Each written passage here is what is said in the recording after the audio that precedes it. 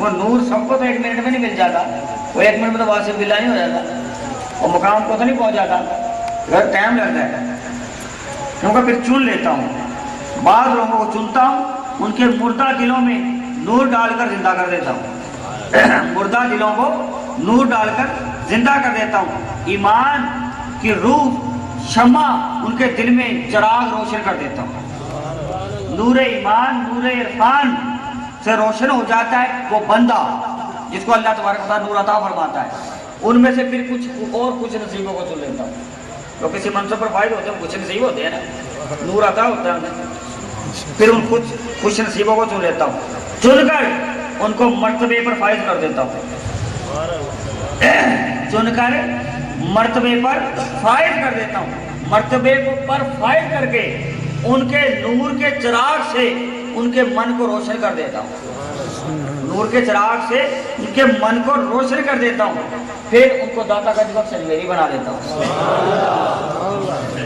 جب چراغ سے نور روشن ہو گیا تو پھر تو وہ داتا کا جبک سجویری بن گیا، کسی کو بابا فرید گنج شکر بنا دیتا ہوں، کسی کو چراغ الاولیاء بنا دیتا ہوں، سرکار امین ملت بنا دیتا ہوں، حضور سیدنا غوث العظم بنا دیتا ہوں۔ یہ کب ہوتا ہے؟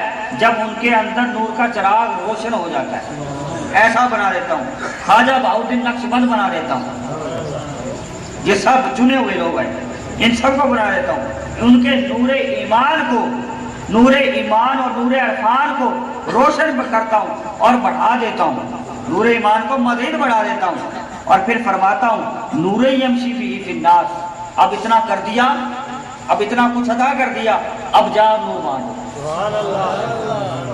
اتنا کچھ میں نے بہت دے دیا، اتنا کچھ میں نے عطا کر دیا، سارا کچھ اللہ تبارک و تعالیٰ نے بندے کو کیا، مردہ تھا نور عطا کر دیا، نور والا بنا دیا، اب نور یمشی فیہ فی الناس، اب نور کے ساتھ چلتا جا اور بانٹتا جا، نور کے ساتھ چلتا جا اور بانٹتا جا، بندے نور دینا میرا کام تھا، نور دینا میرا کام تھا، وَجَعَلْنَاهُ نُورًا يَمْشِي بِهِ فِي النَّاسِ، نور دینا میرا کام تھا اور تیرے نور کو مرتبے تک پہنچانا میرا کام تھا، نور کو مرتبے تک پہنچانا میرا کام تھا، اب جا نور بانٹتا جا، اب جی آگے بانٹنا تیرا کام ہے، یہاں تک ذمہ داری دینی ہمارا کام تھا، سارے کام دوسرا بھی کریں گے، باٹا بھی کوئی ذمہ داری ہے تو بھی کرو گا، ٹھیک ہے نا؟ تو یہ فعل میرا تھا، میرے ہاتھ سے جاری ہوا، اب آگے کام کرنا تمہارا، نور یمشی فی الناس، فرمایا نور لے کر چل، خالی تھا میں نے نور سے بھر دیا، اب جا اور نور بانٹ، اور یہ نور لے کر لوگوں میں چل اور نور بانٹتا جا۔ تو اس طریقے سے اللہ تبارک و تعالیٰ نے اولیاء کرام کو نوری یمشی بہ فی الناس کا درجہ دیا اور لوگوں میں نور عطا کر دیا، اور کیونکہ انہیں حکم دیا کہ لوگوں میں نور بانٹو، اس حکم کا مفہوم یہ ہوا کہ لوگوں کو حکم دے دیا کہ اے نور کے طالبو، ان نور والوں کے پاس آ جاؤ، میرا نور ان کے ہاتھ سے جاری ہوگا، نور والوں کے پاس بیٹھ جاؤ، میرا نور ان کے ہاتھ سے جاری ہوگا۔ اور اب ان کا ہاتھ کا نور، ان کا اخلاص وہ کیا ہوتا ہے، میں ڈرام کرنے لگا ہوں، ان کا پھر نور، ان کا اخلاص کیا ہوتا ہے۔ حضرت معروف کرخی رحمت اللہ تعالیٰ علیہ بڑے پائے کے ولی اللہ گزرے، حضرت معروف کرخی بڑے پائے کے ولی اللہ گزرے، نور والے تھے، ان کا نور کیا حال ہوتا ہے ذمہ دار بھی سن لیں۔ ایک شخص پر نگاہ پڑی معروف کرخی کی، ان کی جس پر نگاہ پڑ جائے ادا کیا ہوتی ہے، پتہ نہیں کیا کچھ کر رہے، پانی پلانے والا بندہ تھا، آپ روزے سے تھے، حضرت معروف کرخی روزے کے ساتھ تھے، اب تو اپنی پسند کا بندہ نہ آئے تو خاطر میں نہیں لاتے، معروف کرخی کو دیکھیں وہ کیا کرتے ہیں کہ پانی پلانے والا شخص تھا، مشق ساتھ تھی، کہہ رہا تھا کوئی مجھ سے پانی پی لے، کوئی مجھ سے پانی پی لے، اور جو مجھ سے پانی پیے گا اللہ کی اس پر رحمت ہو جائے گی۔ یہ مشکیزہ جس کے ہاتھ میں تھا وہ شخص کہہ رہا تھا جو مجھ سے پانی پیے گا اللہ کی اس پر رحمت ہوگی۔ حضرت معروف کرخی رحمت اللہ تعالیٰ علیہ اس کے قریب سے گزرے، دیکھا کہ کوئی بندہ اس کا پانی ہی کوئی نہیں پی رہا۔ وہ یہ کہتا جا رہا ہے کہ جو بندہ میرے مشکل سے پانی پیے گا اللہ کی اس پر رحمت ہوگی، مگر کوئی پانی نہیں پی رہا، اس کا کوئی بھی نہیں پیتا۔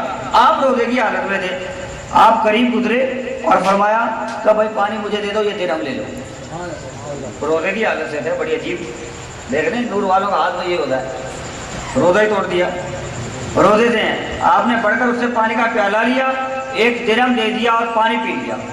پوچھا حضرت آپ تو روزے سے تھے، آپ نے اس غریب کا پانی کیوں پیا؟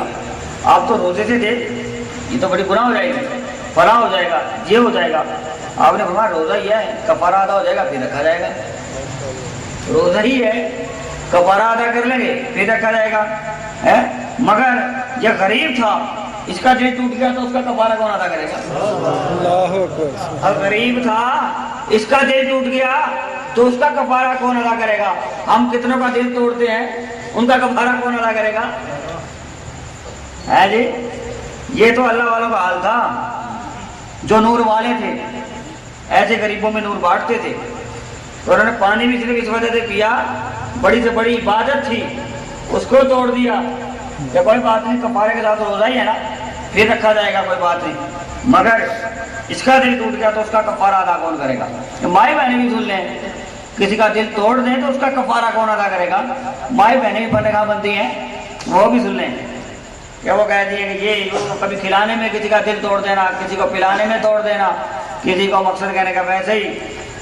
یہ تو آدم معروف کرخی کا حال تو یہ تھا کہ اپنا روزہ توڑ دیا کہ اس غریب کا دل نہ ٹوٹے، اس کو درہم دے دیا، کوئی پانی نہیں پی رہا اس کا۔ اتنے بڑے ولی اللہ، ہم تو ان کے خاک کے برابر بھی نہیں ہیں، نور والے تھے۔ تو مقصد کہنے کا ہم ایسے ہی دل توڑ دیں، اس کا کفارہ پتہ چلا کہ روزے سے بڑھ کر کفارہ ہوگا یہ دل توڑنا۔ بارہ اللہ معافی دے، نور والوں کے ساتھ لگے اور نور والوں کا حکم نہ مانے، پھر کس چیز کی ذمہ داری اور کس چیز کا سلسلہ۔ حدیث پاک ہے، ترمذی شریف کے اندر حدیث مبارکہ ہے، آقا علیہ الصلوۃ والسلام نے ارشاد فرمایا باب کتاب الادب کہ تم اس وقت تک جنت میں داخل نہیں ہو سکتے جب تک مومن نہ ہو جاؤ۔ بھائی بہنیں بھی اس بات کو حدیث کو سنیں، حدیث پاک ہے جب تک تم جنت میں داخل نہیں ہو سکتے جب تک مومن نہ بن جاؤ۔ حضور نے فرمایا اس وقت تک مومن نہیں ہو سکتے جب تک ایک دوسرے سے محبت نہ کر لو۔ دل توڑنے والے مومن نہیں ہوں گے، محبت کرنے والے مومن ہوں گے۔ جس نے محبت کی وہ مومن ہوگا۔ اور محبت کیسے ہوگی؟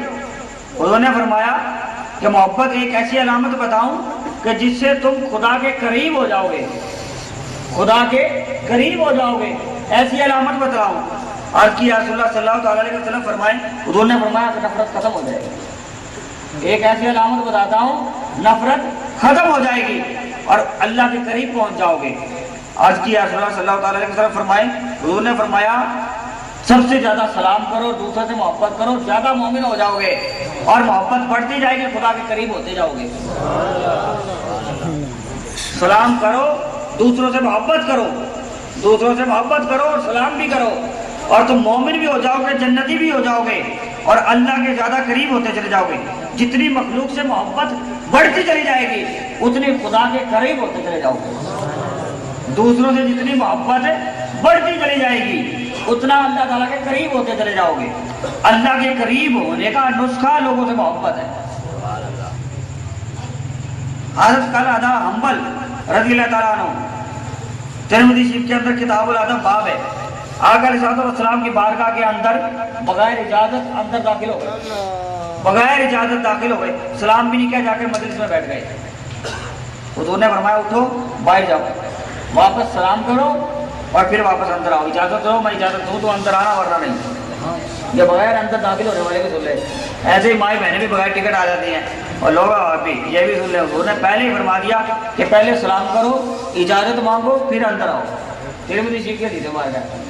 اب عاشقانہ شرح یہ بے ادبی نہیں تھی، وہ بے ادبی نہیں کرتے تھے، ہم بے ادبی کرتے تھے، وہ بے ادبی نہیں کرتے تھے۔ کل آدھا حنبل کوئی کہے کہ بے ادبی ہو گئی تھی تو اس کی بارگاہ میں بغیر اجازت آ کر بیٹھ گئے، وہ دیوانے تھے، وہ دیوانے تھے، بے ادب نہیں تھے۔ وہ حضور کو دیکھ کر ہوش ہی جاتا رہا، سلام کرنے کا ہوش ہی نہ رہا، حضور کو دیکھ کر ہوش جاتا رہا، بس جا کر بیٹھ گئے، دیکھ کر محبوب کو ہوش ہی جاتا رہا کہ سلام کریں یا نہ کریں، ملیں یا نہ ملیں۔ تو اس لیے دیوانے ہی ہوتے ہیں۔ مگر اب تو بڑا عجیب دور آ گیا ہے، وہ دور آیا دیوانہ نبی کے لیے ہر ایک ہاتھ میں پتھر دکھائی دیتا ہے۔ اللہ کرم ہمارے پتھروں پر، تو دیوانے یہ